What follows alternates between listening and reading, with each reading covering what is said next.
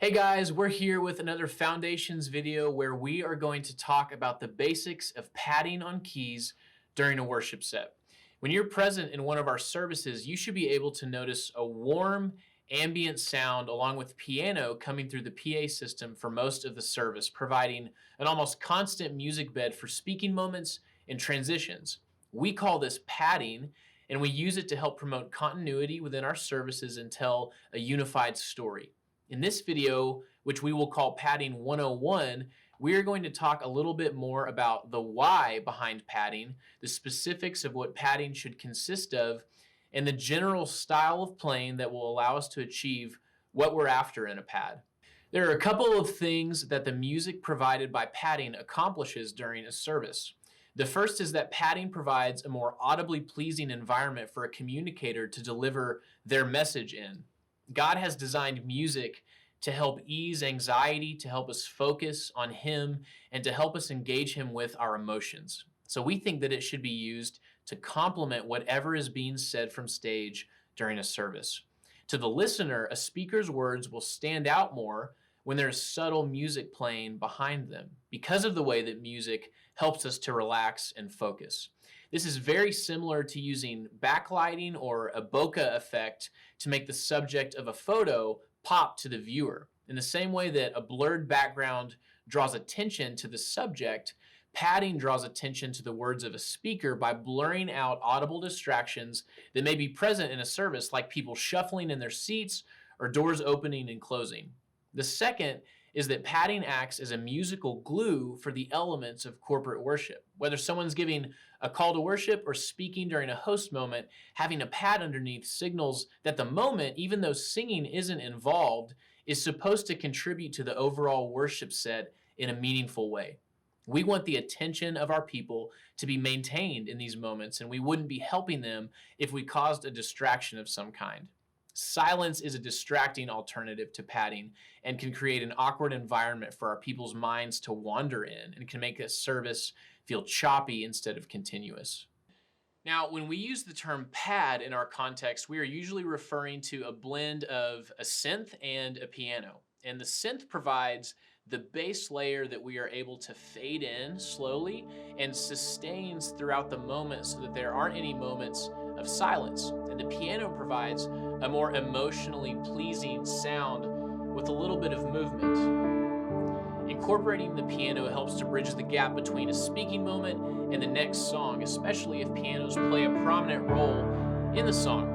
And in general, we want our synth to be on the warmer side, and it's also nice when the piano is on the darker side as well, because these tones typically are more effective in sitting underneath the speaker and not competing with their words. I feel like this pad and piano combination is doing a good job of sitting underneath what I'm saying without being too distracting. Let me give you an example of a couple of sounds that are a little more aggressive and might not be what we're looking for in our pad.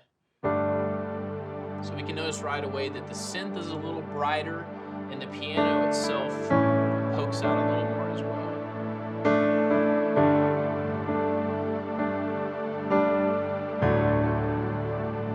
So let me go back to our good patch here.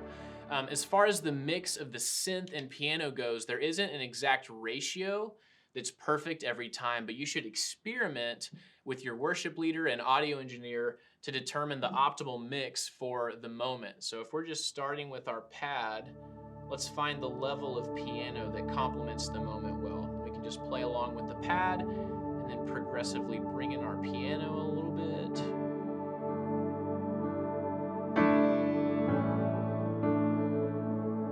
A little more.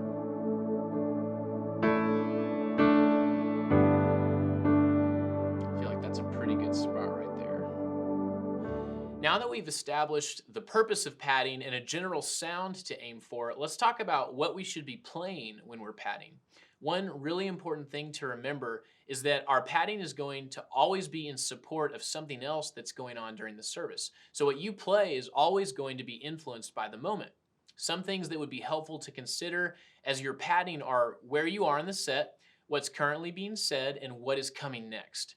Thinking about where you are in the set will help you determine the best general mood to create with your playing. For example, padding to start a set will probably sound a little different than padding right before a sermon.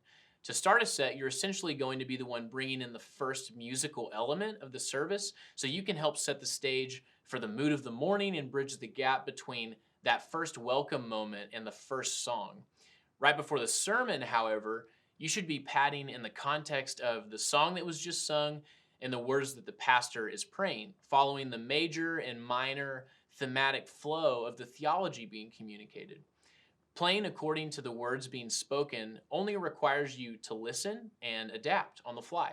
If the words elicit a joyful or triumphant response, playing progressions around the 1 and the 4 chords would be helpful. Whereas if the words elicit a somber or reflective response, incorporating some 5s and 6 minors will help that moment feel right.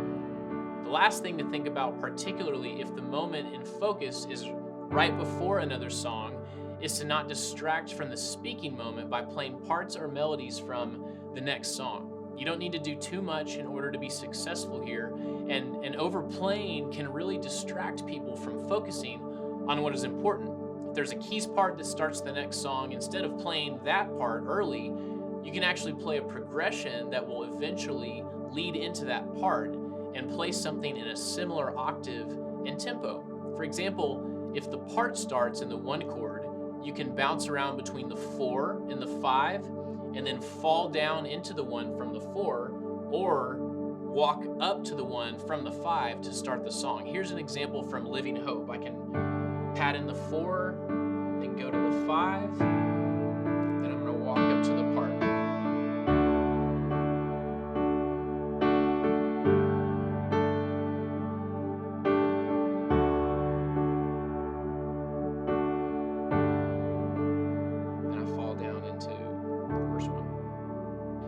We hope that this video has been helpful to you in providing some guidelines and ideas as you jump into padding on keys in your worship sets. And if you have any questions about this content, please feel free to reach out to us at worship@grace-bible.org. And we'll see you next time.